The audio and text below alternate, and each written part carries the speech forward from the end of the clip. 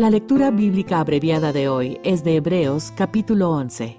Es pues la fe la certeza de lo que se espera, la convicción de lo que no se ve, porque por ella alcanzaron buen testimonio los antiguos. Por la fe entendemos haber sido constituido el universo por la palabra de Dios, de modo que lo que se ve fue hecho de lo que no se veía. Por la fe, Abel ofreció a Dios más excelente sacrificio que Caín, por lo cual alcanzó testimonio de que era justo, dando Dios testimonio de sus ofrendas, y muerto, aún habla por ella. Por la fe, Enoc fue traspuesto para no ver muerte, y no fue hallado porque lo traspuso Dios. Y antes que fuese traspuesto, tuvo testimonio de haber agradado a Dios. Pero sin fe es imposible agradar a Dios, porque es necesario que el que se acerca a Dios crea que le hay, y que es galardonador de los que le buscan. ¿Y qué más digo? Porque el tiempo me faltaría contando de Gedeón, de Barak, de Sansón, de Jefté, de David, así como de Samuel y de los profetas, que por fe conquistaron reinos, hicieron justicia, alcanzaron promesas, taparon bocas de leones, apagaron fuegos impetuosos, evitaron filo de espada, sacaron fuerzas de debilidad, se hicieron fuertes en batallas, pusieron en fuga ejércitos extranjeros. Las mujeres recibieron sus muertos mediante resurrección, mas otros fueron atormentados no aceptando el rescate a fin de obtener mejor resurrección. Otros experimentaron vituperios y azotes, y a más de esto prisiones y cárceles. Fueron apedreados, aserrados, puestos a prueba, muertos a filo de espada. Anduvieron de acá para allá cubiertos de pieles de ovejas y de cabras, pobres, angustiados, maltratados, de los cuales el mundo no era digno, errando por los desiertos, por los montes, por las cuevas y por las cavernas de la tierra. Y todos estos, aunque alcanzaron buen testimonio mediante la fe, no recibieron lo prometido, proveyendo Dios alguna cosa mejor para nosotros, para que no fuesen ellos perfeccionados aparte de nosotros. Hay personas que se esfuerzan por ganarse el favor de los jefes, padres, amigos e incluso de Dios. La verdad, sin embargo, es que la aprobación divina no se puede ganar. Solo hay una manera de lograrla que Hebreos 11, versículo 6 dice claramente: sin fe es imposible agradar a Dios. Al igual que los héroes de la fe elogiados en el pasaje de hoy, los cristianos no tenemos que afanarnos por obtener el favor del Señor. Esto se debe a que en Cristo se nos ha prodigado gracia divina. No obstante, a veces tendemos a pasar por alto las muestras más fundamentales de la bondad del Señor para con nosotros. Él provee para nuestras necesidades, pone límites al sufrimiento, responde a las oraciones, nos alienta en nuestras pruebas y nos da su fortaleza en nuestra debilidad. De hecho, todo lo bueno que tenemos viene de su mano. La bondad del Padre Celestial está reservada para los que le temen y se refugian en Él. Pero a pesar de que su favor no es algo que se pueda ganar, seguimos teniendo la responsabilidad de vivir como le agrada a Dios. Tal cual sucedió con los ejemplos de fe en Hebreos 11, la gracia de Dios debe motivarnos a ser rectos e irreprochables en nuestro caminar con Él. Veamos juntos en esta noche el primer capítulo de Romanos. Esta noche vamos a examinar el capítulo 1, versículo 18. Y yo creo que conforme examinamos este versículo tan crítico, encontramos la clave que abre el Evangelio, el punto inicial del evangelismo. Ahora, el apóstol Pablo ha anunciado su tema en los versículos 16 y 17, como vimos la semana pasada. Él dice: no me avergüenzo del Evangelio de Cristo. Y ese realmente es su tema. Él lo llamó el Evangelio de Dios en el versículo 1, porque Dios es su fuente, y el Evangelio de Cristo en el versículo 16, porque Cristo es su culminación. Y él dice que él no está avergonzado del Evangelio de Cristo, porque es poder de Dios para salvación a todo aquel que cree, al judío primeramente y también al griego. Porque en él la justicia de Dios es revelada de fe y para fe, como está escrito: el justo por la fe vivirá. Vimos que esa fue en forma condensada el tesis o el tema de la epístola entera a los romanos. Y ahora, conforme él avanza al versículo 18, él comienza a desarrollar en gran detalle la sustancia de ese tema. ayudarle al lector cristiano a entender el significado de la plenitud del Evangelio de Cristo. Y todo comienza en el versículo 18 con esta afirmación: porque la ira de Dios se revela desde el cielo contra toda impiedad e injusticia de los hombres que detienen con injusticia la verdad. El mensaje del Evangelio comienza con una afirmación acerca de la ira de Dios. Francamente, eso se opone de manera absoluta a la mayoría de nuestras técnicas evangelísticas.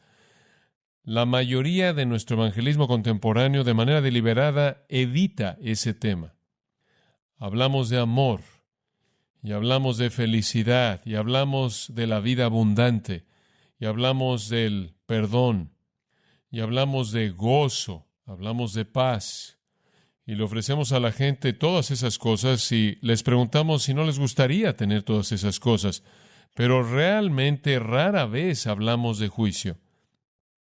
Y me pregunto si en todas las ocasiones en las que usted ha presentado el Evangelio a alguien, ¿cuántas veces usted lo presentó al decir, por cierto, ¿sabías que la ira de Dios se revela contra tu impiedad?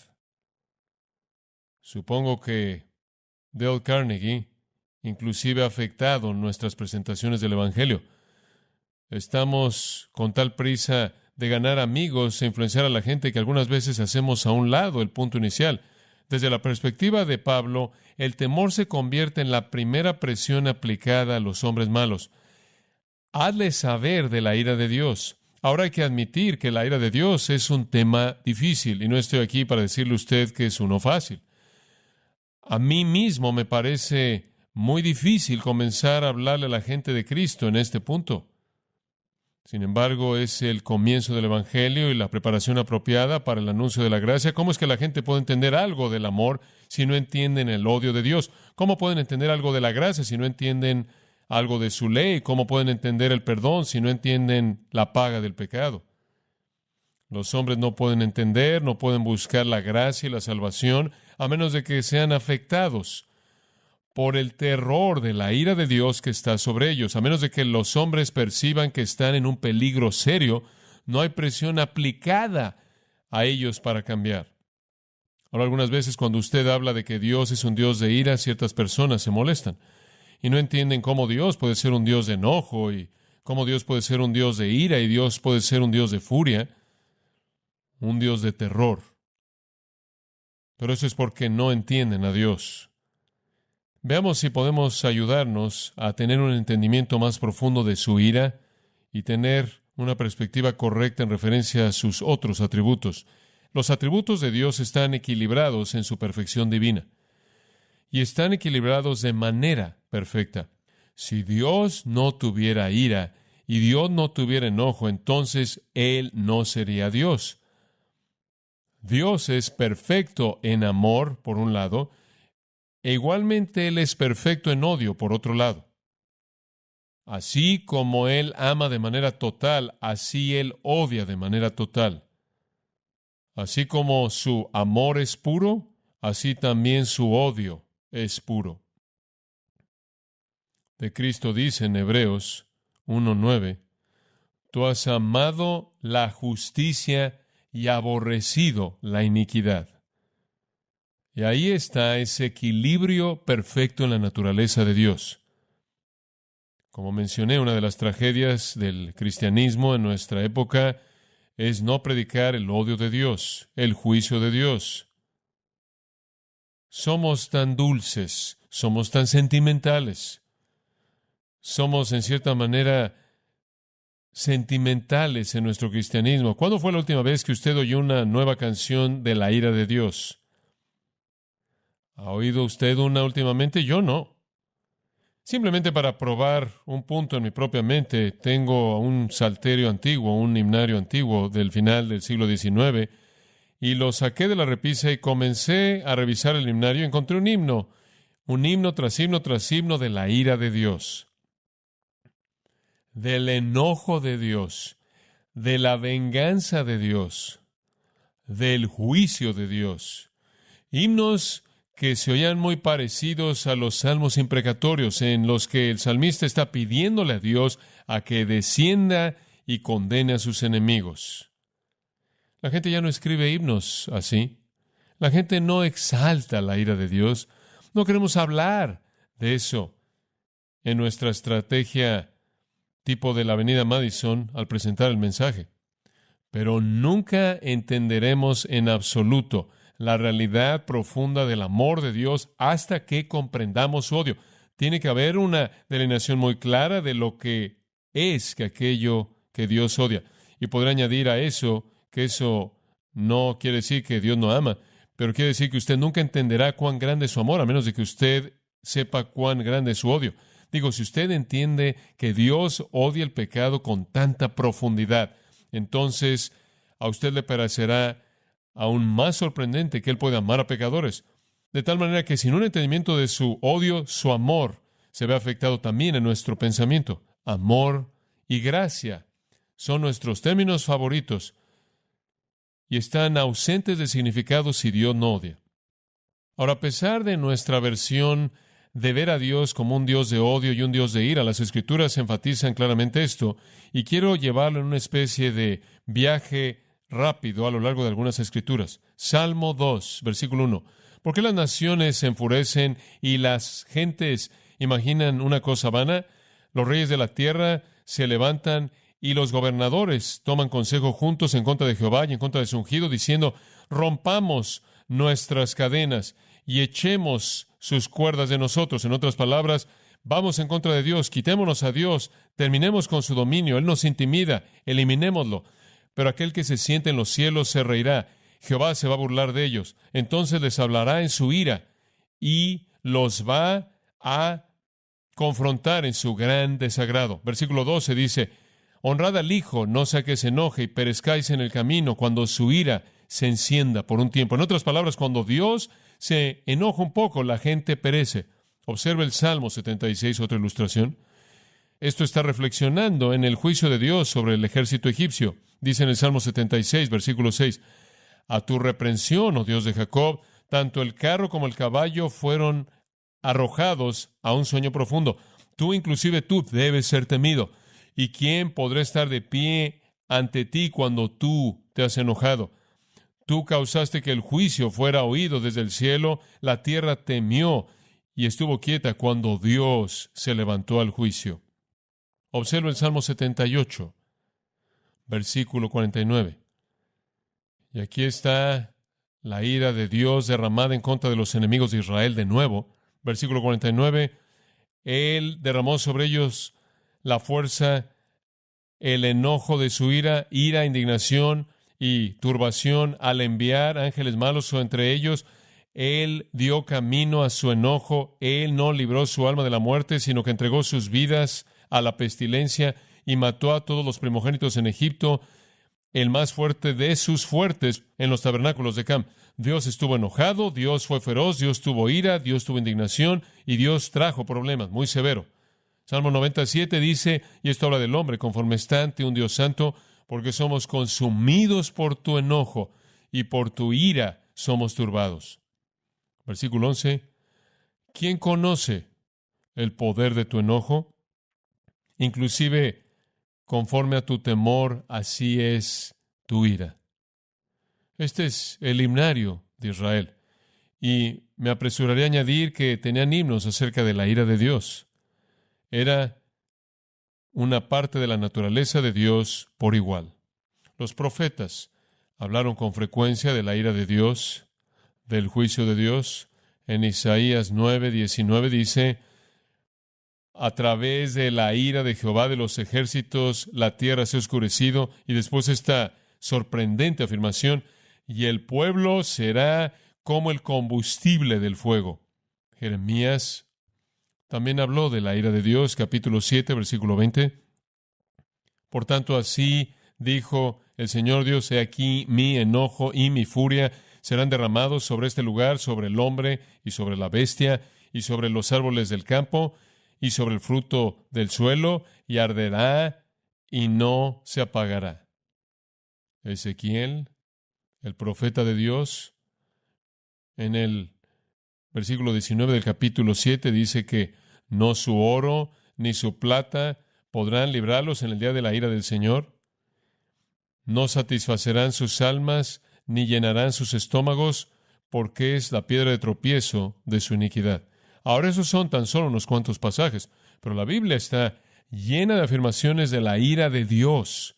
Usted ve su ira ejemplificada en el Antiguo Testamento en contra del mundo antiguo, cuando Él trajo el diluvio, en contra de la gente en la Torre de Babel, en contra de Sodoma y Gomorra, las ciudades de la planicie, en contra de los egipcios, en muchas ocasiones, en contra de los israelitas, en contra de los enemigos de Israel. Usted ve su ira derramada en contra de Nadab y los otros, en contra de los espías, en contra de Aarón y María, en contra de Abimelech, en contra de la familia de Saúl, en contra de Sennacherib, y sigue y sigue. Dice usted, bueno, ese es el Antiguo Testamento. Es correcto, pero Dios no cambia. Lo mismo es verdad en el Nuevo Testamento también. Usted ve la ira de Dios. En Juan capítulo 3, Juan, ese maravilloso evangelio escrito por un hombre de amor, ese evangelio que presenta al Señor Jesucristo en toda su maravilla y majestad y belleza, al mismo tiempo es un evangelio que habla de la ira de Dios. Juan habla de esto en varios lugares, cómo es que la ira de Dios será derramada. Pero uno en particular está al final del 3 capítulo, el último versículo. El que cree en el Hijo tiene vida eterna, y el que no cree en el Hijo no verá la vida, sino que la ira de Dios permanece en él. No está bien con la gente que no conoce a Cristo, no está bien con ellos. La ira de Dios permanece sobre ellos. Y en la epístola misma que tenemos frente a nosotros, Romanos, Pablo señala la ira de Dios cuando en el capítulo 9, versículo 22, él dice, ¿y qué si Dios, queriendo mostrar su ira y hacer notorio su poder, soportó con mucha paciencia los vasos de ira preparados para destrucción? Y así sigue.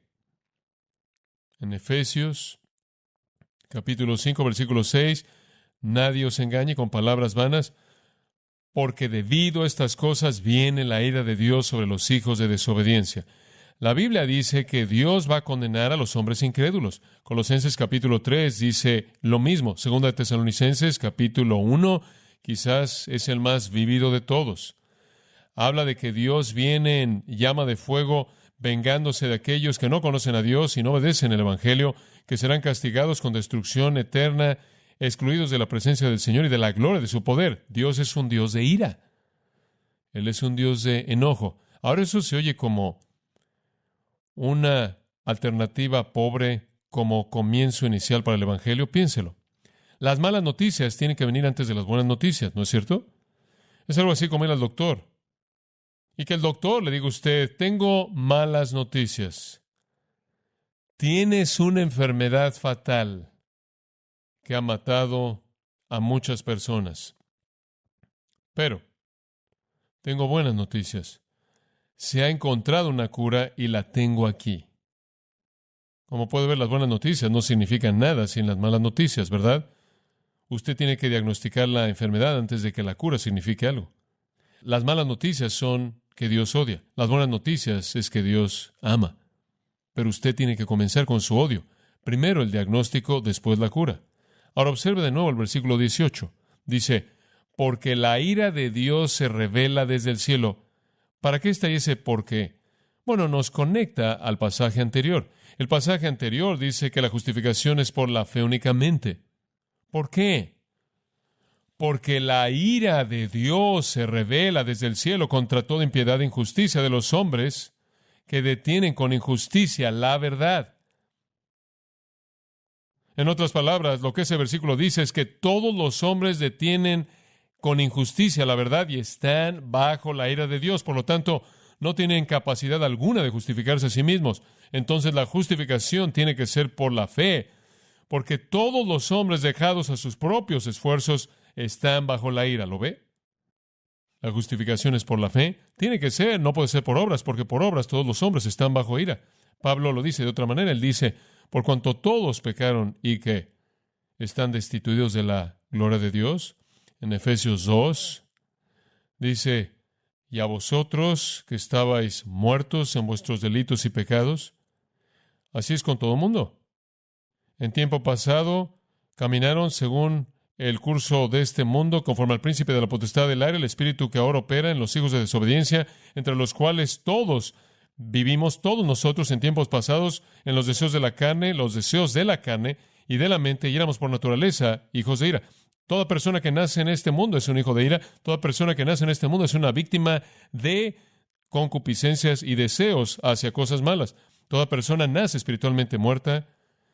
Todos, dice Pablo, condenados ya, o dice Juan más bien, condenados ya porque no creemos en Cristo. Francamente, la sentencia ya se ha emitido. La raza humana está condenada al infierno.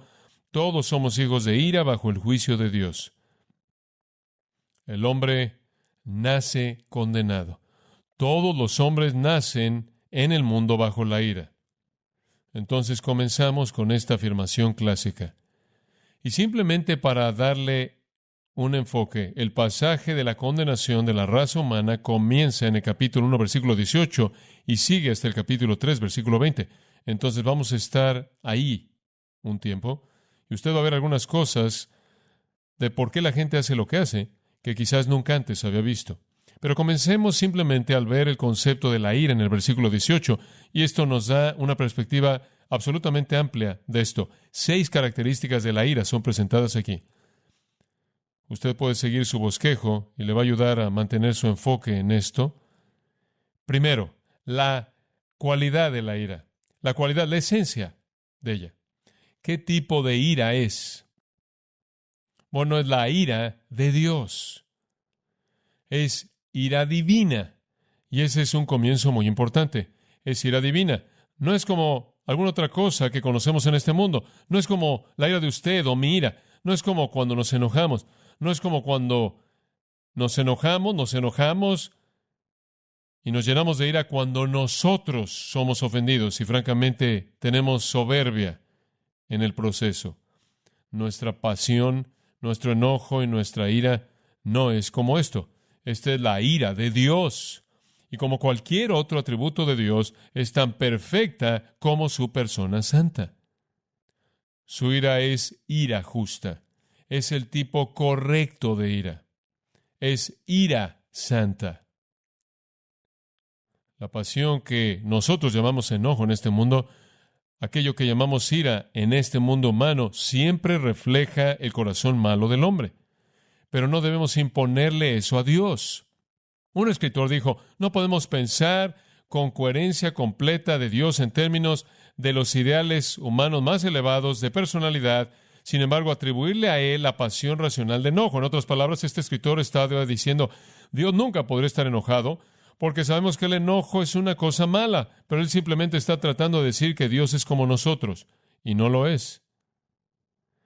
No impongamos nuestro concepto de enojo en Dios. Dios está enojado de una manera santa, de una manera perfecta. El enojo de Dios no es algún enojo caprichoso, irracional. De hecho, permítame dar un paso más hacia adelante. Y usted está recibiendo una lección en teología propia aquí acerca de la naturaleza de Dios. Dios no podría ser Dios y ser santo y ser completamente bueno si Él no reaccionara a la maldad. ¿Entiende usted eso? Él tiene que. Él no puede ser Dios.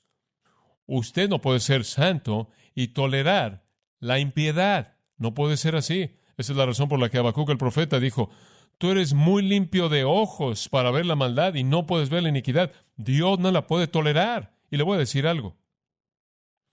Entre más parecido a Dios usted se vuelve, más enojado usted estará en contra de ciertas cosas. Inclusive en este mundo torcido de hombres, la indignación en contra de la impiedad es esencial en la bondad humana. Esperamos que la gente se enoje por cierta injusticia.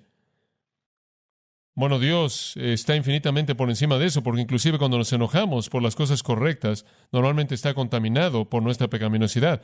Una ilustración clásica fue Jesús en Juan 2, limpiando el templo. Hizo un látigo y simplemente comenzó a sacar a la gente del templo. Digo, esa es una escena muy dramática. ¿Quieres saber una cosa? Ese fue su primer acto público en Jerusalén. Así no es como usted comienza una cruzada. Usted no entra a los lugares religiosos, toma un látigo y comienza a flagelar a todo el mundo y a voltear las mesas y a denunciar su pecado. Usted nunca va a congregar una multitud así. Usted tiene que enviar al comité de preparación, hacerlo ir como arpas y flores. Jesús estaba furioso porque Dios estaba siendo deshonrado. Había deshonestidad ahí, había trampa y mentira y extorsión y profanación. Entonces, no vea el enojo bajo, irracional, egoísta de los hombres y después le imponga eso a Dios. La ira de Dios siempre es perfecta, siempre. La ira de los hombres siempre de alguna manera está afectada por la presencia del pecado. Simplemente para llenar su pensamiento, escuche lo que el salmista escribió. El justo se regocijará cuando vea la venganza. Él lavará sus pies en la sangre de los impíos. ¿Es eso vívido? Dice usted, espera un minuto. ¿Quiere decir que los justos están tan contentos por el juicio de Dios que quieren lavar sus pies en la sangre de los impíos? De tal manera que un hombre dirá, ciertamente hay una recompensa para los justos, ciertamente Él es un Dios que juzga en la tierra. En otras palabras, cuando Dios juzga, es tan correcto, es tan perfecto, es tan absolutamente santo, que el pueblo de Dios es visto como si se estuvieran lavando sus pies en la sangre de los injustos. Un concepto increíble. En Lamentaciones, capítulo 1, Jehová es justo, porque me he rebelado en contra de su mandamiento. Oíd, os ruego, pueblos, y ved mi tristeza. En otras palabras, Dios está juzgando, pero está bien. Lo merezco. Él es justo. ¿Se acuerda lo que le pasó a Acán? Dios dijo, cuando entren a apoderarse de Jericó, no se roban nada. Y Acán simplemente se robó casi todo lo que vio. Simplemente desobedeció. Él regresó y lo sepultó todo en el suelo, en medio de su tienda. Josué entró y le dijo, confiesa tu pecado. Josué 7:19, confiesa tu pecado y dale gloria a Dios. Ahora, ¿qué quiso decir con eso? Él quiso decir que Acán realmente iba a ser juzgado. Él iba a ser juzgado. Y fue juzgado. ¿Sabe lo que pasó? Él murió y toda su familia con él. Debieron haber estado implicados en toda la operación. Pero él dice, antes de que recibas el juicio que mereces de Dios, confiesa tu pecado. En otras palabras, di, soy culpable. Lo que Dios me hace es la reacción apropiada de su santidad. ¿Lo ve? Ese es el punto. En otras palabras, jamás acuse a Dios como si Él hiciera algo impuro. Aun cuando Dios esté enojado, es la expresión correcta de su santidad total. Y vemos eso en Romanos. Lo vemos ahí donde estamos. La ira de Dios es revelada en contra de toda impiedad e injusticia.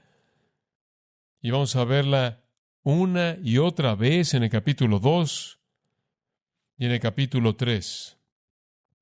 Que la justicia de Dios o el juicio de Dios es un juicio justo. Podría añadir aquí que la palabra es orge y es una indignación estable, no una furia momentánea. Dios no pierde el control. Es un odio establecido, fijo, por parte de alguien que nunca podría ser bueno y amoroso a menos de que Él odiara la maldad de manera total. Ambas son inseparables. Usted tiene ambas o ninguna de las dos. Trench, el gran comentarista del idioma en la palabra de Dios, dijo, ni puede haber una muestra más segura ni más triste de una condición moral postrada de manera absoluta que el no poder estar enojado contra el pecado y los pecadores. Fin de la cita.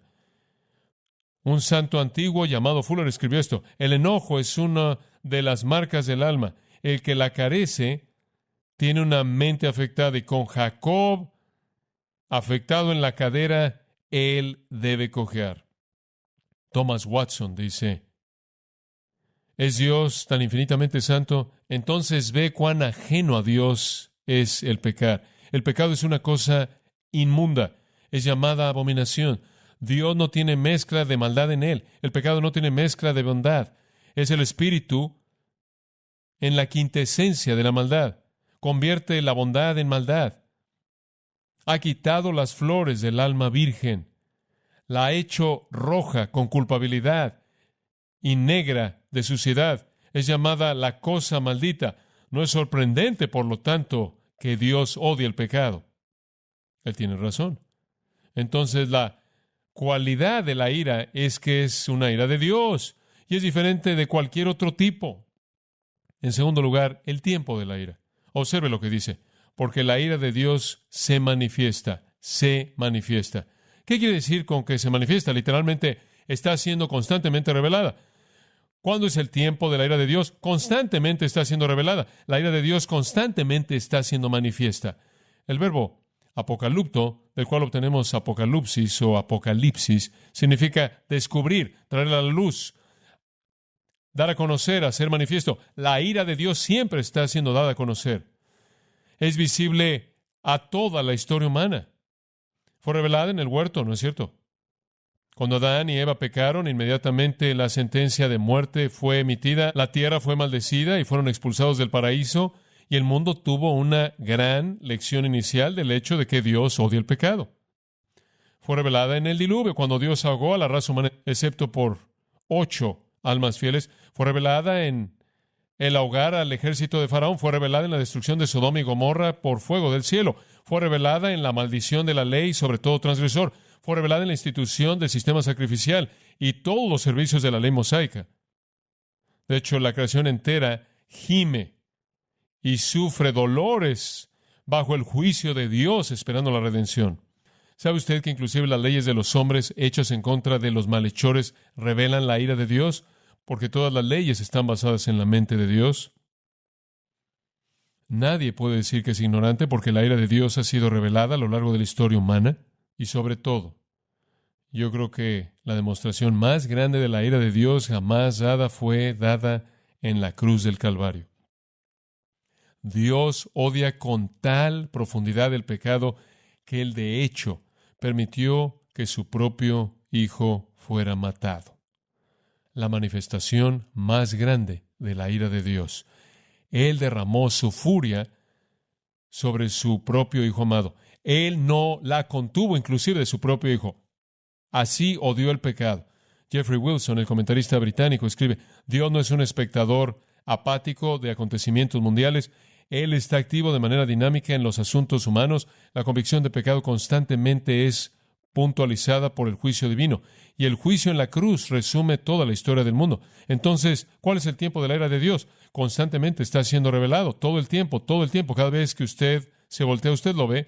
La gente vive y muere. Las naciones se levantan y caen. Dios juzga el pecado. Usted se dice a sí mismo, como me dije a mí mismo en este punto en mi estudio. Pero ahora espera un minuto. Hay algunas personas que parecen, en cierta manera, prosperar a pesar de esto, ¿verdad? Hay algunas personas impías que parecen estar muy bien. Y usted se hace la pregunta, ¿cómo pueden vivir y salirse con esto? Digo, ¿por qué Dios les deja vivir vidas tan miserables, disipadas, viles de pecado? Bueno, no olvide el Salmo 9:16 que dice, Jehová es conocido por el juicio que Él ejecutó. Vendrá. Si Dios deja que los hombres prosperen por un tiempo en su pecado, al mismo tiempo el plato de su ira está siendo llenado. Si Él les deja pecar por un tiempo, simplemente es que Él está afilando la espada. Entre más jala Dios el arco, más profunda entra la flecha cuando Él la suelta. El juicio vendrá. Se cuenta la historia de que los granjeros piadosos en una comunidad del oeste quedaron muy impresionados un domingo de verano por la mañana cuando llegaron a la pequeña iglesia ahí en el campo. Encontraron al hombre que era dueño de 40 acres que estaba enfrente de la iglesia y el hombre estaba a la mitad de estar arando su campo, haciendo su trabajo, y él lo había estado haciendo todo el día, e ignoró el hecho de que era el día del Señor. La gente entró a la iglesia y mientras que estaban en la iglesia podían oír el ruido de sus tractores. Y entonces estaban muy preocupados. Él había trabajado en todos sus campos y de manera deliberada escogió trabajar en el que estaba enfrente de la iglesia el domingo para mostrar un punto.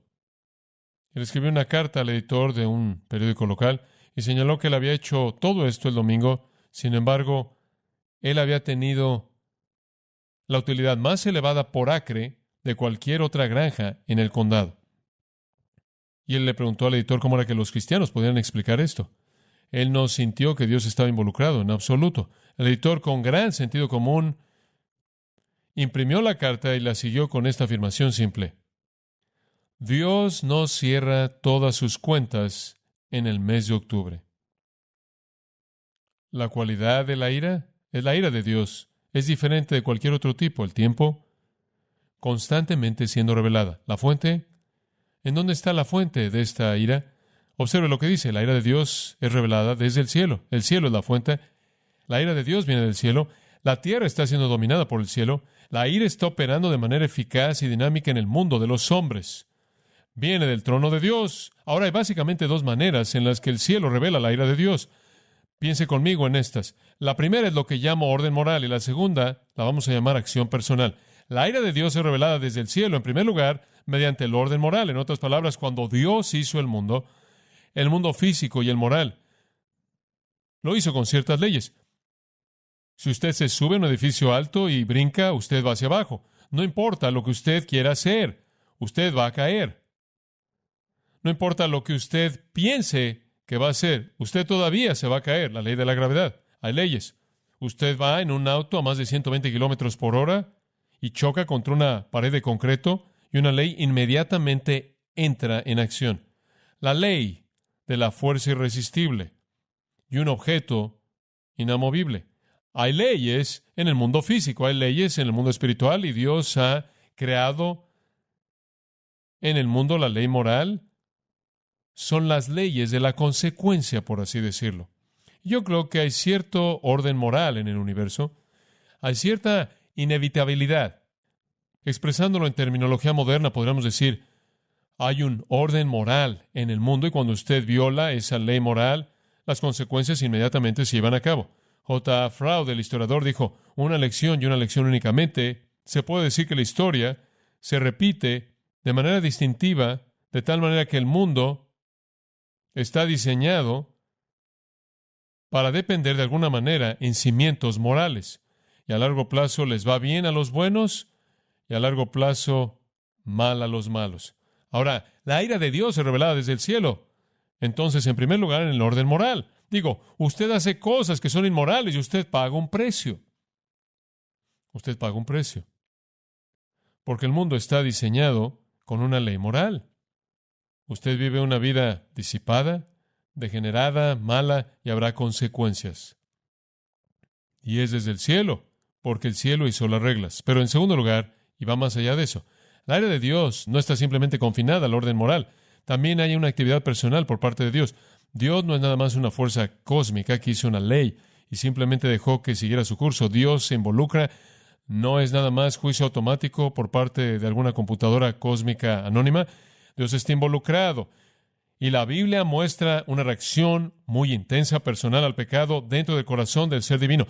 Sí hay orden moral, pero sí hay un involucramiento personal real. Permítame tan solo darle una ilustración y tengo muchas escrituras que le podré mostrar, pero permítame tan solo darle una rápida en el Salmo 7:11. Dice en el versículo 11, Dios juzga al justo y Dios está airado. Dios está airado, está enojado. La Biblia no dice que Dios está enojado. Dios no es únicamente un orden moral. Dios no es únicamente un orden moral. Dios está enojado. Y Él no está enojado de vez en cuando. Él está enojado contra el impío. ¿Con qué frecuencia? Diariamente. Dice usted, ¿en serio? Oh, sí, Él está enojado diariamente. Dios está enojado diariamente. Dios se enoja. Está la ley moral, el orden moral, pero también está el acto personal, conforme Dios expresa la ira de una naturaleza santa. Y viene del cielo, porque el cielo ha establecido el orden moral y es del trono de Dios que esa ira viene. En cuarto lugar, la naturaleza de la ira. ¿Cuál es la naturaleza de la ira? ¿Qué tipo de ira es esta? Bueno, dicho de manera muy simple, la ira de Dios, esa es su cualidad. Se manifiesta, ese es su tiempo, constantemente revelada. Desde el cielo, esa es su fuente, en contra de la impiedad e injusticia de los hombres. Esa es su naturaleza. Es ira en contra del pecado. ¿Usted sabía eso? ¿No es una furia fuera de control, irracional? Dios no es como un criminal que se venga de la persona más cercana a Él. Discrimina, está apuntada de manera cuidadosa a la injusticia e impiedad de los hombres, a Sebella y a Diquia. ¿Qué significan estas palabras? Impiedad e injusticia. La primera palabra, aunque realmente se solapan y usted podría llamarlos sinónimos en el sentido más puro, él simplemente está usando dos palabras para mostrar que Dios está enojado por el pecado. Pero hay algunos matices de significado que creo que son interesantes. La primera palabra se refiere a impiedad, y eso se concentra en la relación con Dios. Dios está enojado porque los hombres no están relacionados con Él de manera correcta. Son impíos, ¿lo ve? No son piadosos. Los hombres son impíos. En Judas dice que Dios va a venir y ejecutar juicio sobre todos y convencer a todos los que son impíos entre ellos de todas sus obras impías que han cometido de manera impía. 3 impíos seguidos. Y después dice, y de todas sus palabras duras que los pecadores impíos han hablado en contra de él. 4 en un versículo, impíos, no relacionados de manera correcta con Dios. Se refiere a impiedad hacia Dios, se refiere a una ausencia de reverencia, ausencia de devoción, ausencia de adoración, y lleva a la idolatría. Ve el pecado como no reverenciar a Dios. La segunda palabra, injusticia, mientras que incluye el primer concepto también, se inclina hacia el resultado de la primera palabra. Cuando usted no está relacionado de manera correcta con Dios, sino muestra reverencia hacia Dios de manera apropiada, entonces sus transacciones con el resto de la gente a su alrededor no están bien tampoco. Y entonces la impiedad lleva a la injusticia. Todo pecado, como puede ver, primero ataca la majestad de Dios y después su ley. Y la razón, y realmente creo esto, la razón por la que los hombres tratan a los hombres como los tratan es porque tratan a Dios como lo tratan. La impiedad lleva a la injusticia. La gente dice, oh, ¿qué está pasando? Todos los homicidios y todos los crímenes y todas las cosas horribles que están pasando. ¿Por qué es el hombre tan malo hacia otros hombres? Porque él así está relacionado con Dios. Todas las relaciones humanas y todas las transacciones humanas están corrompidas. Y vamos a ver más de eso en el 2 y 3 capítulo, como también en el resto del 1 capítulo. Entonces la ira de Dios está establecida en contra del pecado. Thomas Watson dice, el pecado es para el alma lo que la corrosión es para el oro, como la mancha es para la belleza. El pecado en la Escritura es llamada una prenda de ropa menstruosa, es llamada una llaga de plaga. Las prendas de ropa sucias de Josué eran un jeroglífico del pecado. Y usted sabe cómo también yo lo sé como Dios odia el pecado. De hecho, ¿sabe usted que esa es la única cosa que Dios odia? Eso es correcto. ¿Sabía usted eso? Y ningún hombre jamás va a entrar en su presencia con pecado. En quinto lugar, la extensión de la ira. Y este es un punto muy breve. Dice usted, bueno, yo soy un hombre bastante bueno. Digo, ¿a quién le estás hablando, MacArthur? No es a mí. Yo pertenezco al orden real de las cabras. Yo le doy a la caridad, digo. Yo básicamente soy una persona buena. Bueno, muy bien. La ley de Dios se revela contra el cielo. ¿Cuál es la siguiente palabra? Contra todos. Por cuanto todos pecaron y están destituidos de la gloria de Dios. Bueno, algunas personas son mejores que otros, pero nadie llega. Suele usar la ilustración de todo mundo yendo a la playa y tratando de brincar hasta la isla de Catalina. Sí, le vamos a dejar que se adelante. Solo más de 30 kilómetros. Usted puede correr lo más rápido que quiera y por el tiempo que quiera y saltar. Algunos de nosotros llegaríamos hasta 1,80 m saltando. Algunos de nosotros, los que son atletas estupendos y brinquemos más de 20 metros, pero nadie llegaría ahí. Seguro la gente es diferente. Algunos parecen ser mejores que otros. Es demasiado lejos para saltar y entonces toda impiedad e injusticia de los hombres, nadie se escapa, ni uno. Este solo necesita ser un punto breve, porque la Escritura es tan clara, usted no puede escapar. Le voy a leer a usted algo, no necesita pasar ahí, simplemente escúchelo. Ezequiel 17:15, hablando de Sedequías, quien hizo un pacto con Dios y después decidió violarlo y buscó a Egipto para que le ayudara cuando lo único que realmente necesitaba era Dios. Y esta fue su promesa. Pero él se rebeló en contra de él al enviar sus embajadores a Egipto para que le dieran caballos y muchas personas. En otras palabras, en lugar de confiar en Dios, él decidió que necesitaba la ayuda de Egipto. Y después dice, ahora debido a que él hizo eso, ¿prosperará? ¿Escapará? ¿Quebrantará el pacto y será librado? Ahora escucha esto. Mientras yo viva, dijo Jehová Dios, ciertamente en el lugar en donde el rey mora, quien lo hizo rey, cuyo juramento él menospreció y cuyo pacto él quebrantó, inclusive con él en medio de Babilonia, él morirá. Él no escapará. ¿Escapará él? Mientras yo vivo, la respuesta es no.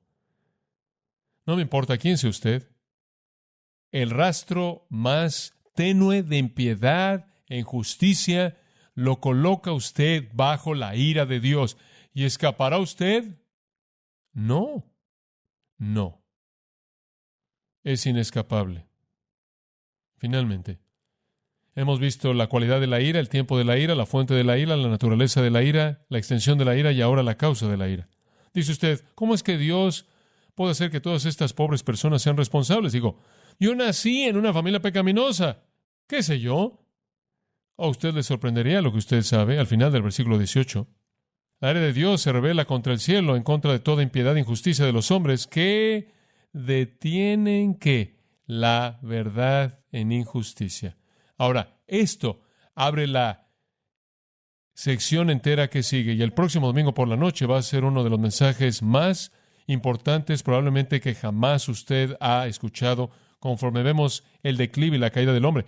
Pero él dice que el problema real y la causa de la ira es que los hombres detienen con injusticia la verdad.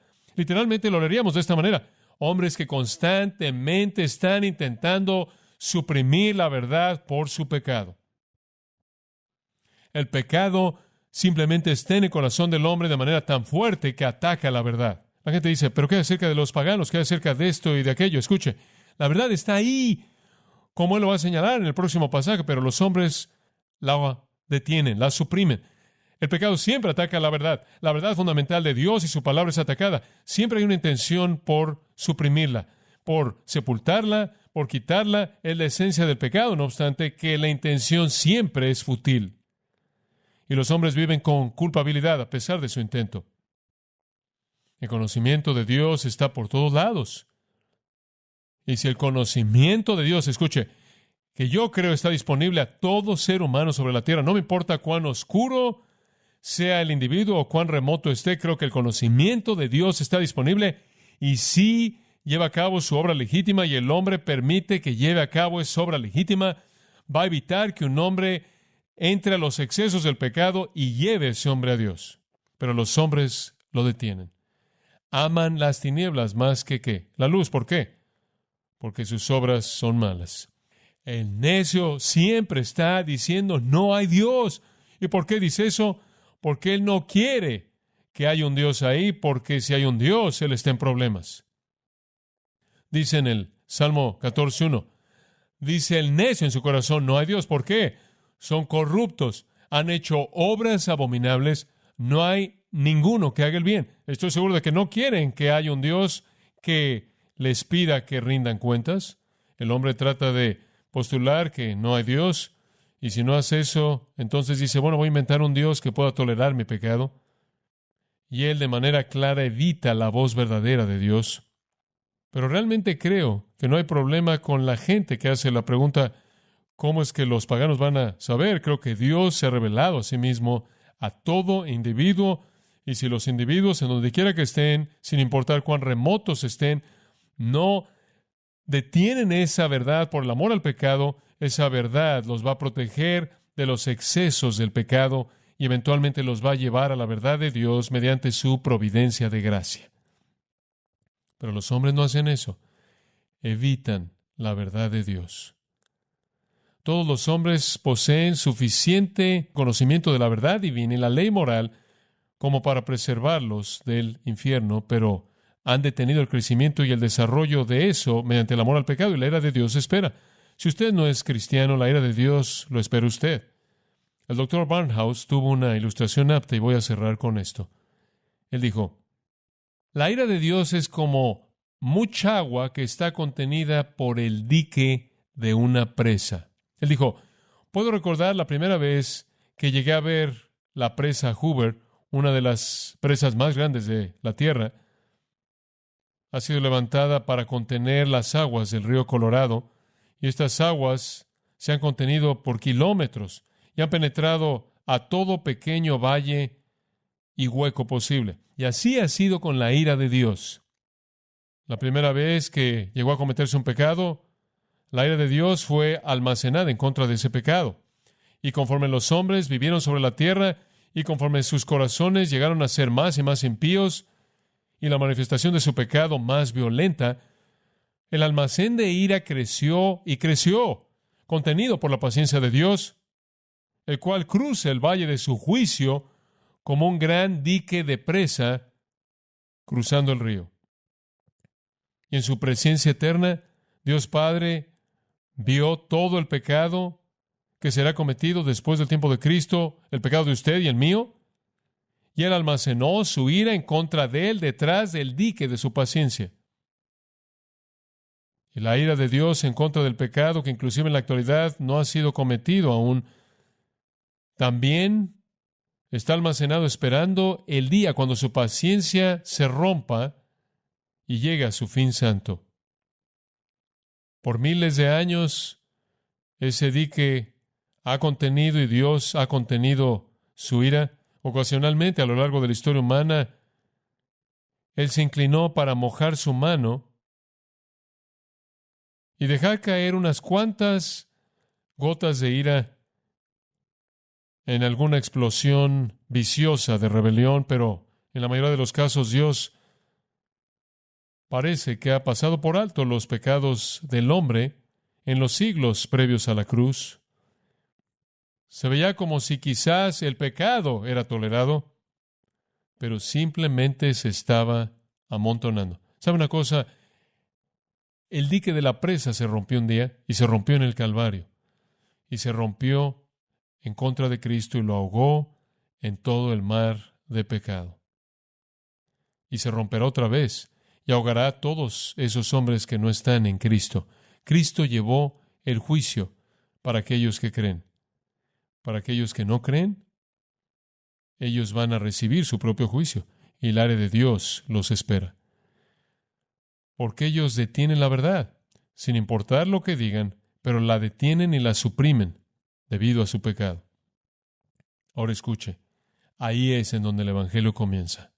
Pero recuerde, hay buenas noticias, y las buenas noticias son que Cristo ha recibido la furia completa de la ira de Dios si usted acepta su sustitución de gracia por usted. Padre, estamos agradecidos en esta noche porque hemos podido ver este tema duro, lleno de temor, sin embargo tan importante. Es fácil para nosotros endurecernos. Ayúdanos a hacer como si esta fuera la primera vez en la que jamás oímos esto, para correr, para advertir a hombres y mujeres jóvenes de la ira venidera. Que nadie se vaya de este lugar en esta noche bajo juicio, condenación, sino que acepten la provisión de gracia de Cristo, quien recibió esa presa almacenada de furia en la cruz del Calvario, y que ellos suban a esa isla de seguridad, para que cuando el dique se vuelva a romper en el juicio del gran trono blanco, ya hayan entrado al paraíso preparado para ellos. Mientras que sus cabezas están inclinadas por tan solo un momento, permítame animarlo a que si usted no conoce a nuestro Señor Jesucristo en esta noche, este sería el momento. No hay ningún momento como el presente. Nadie sabe cuánto tiempo tiene usted. Este es un mensaje serio, muy serio, más serio que cualquier otro mensaje que podría dar. Pero ahí es donde estamos en el texto. Y sé que el Señor tiene un propósito para esto. Quizás usted es ese propósito. En el silencio de su corazón usted puede abrir su vida a Cristo. Pídale que lo quite usted de la ira venidera. Acepte el hecho de que Él llevó su pecado en su propio cuerpo en la cruz y lo liberó, si usted cree en Él. Padre, que esta sea una noche de salvación en los corazones de muchos, no solo en este lugar, sino por todo este país y en el mundo en donde tu nombre es levantado. Que este es un día cuando el cielo se regocija por almas que han entrado al reino. que han salido de estar bajo la ira de Dios y han entrado al amor protector de Cristo. Dios, sabemos que tú estás enojado por el pecado, sabemos cómo odias el pecado, pero oh, cómo te debe encantar el haber odiado el pecado tanto, sin embargo, haberlo colocado todo sobre aquel a quien tú amaste, tu propio Hijo, el Señor Jesús, por nosotros. Oh, cuánto debes amar tú. Gracias por ese amor, amor perdonador, amor de misericordia, amor de gracia. Oramos que nadie se vaya sin recibir eso de tu mano buena, fiel. Te damos gracias por este tiempo juntos. Te alabamos por todo lo que tú has hecho. En el nombre de Cristo. Amén. Cristo. Amén. Cristo. Amén. Cristo. Amén. Cristo. Amén. Cristo. Amén.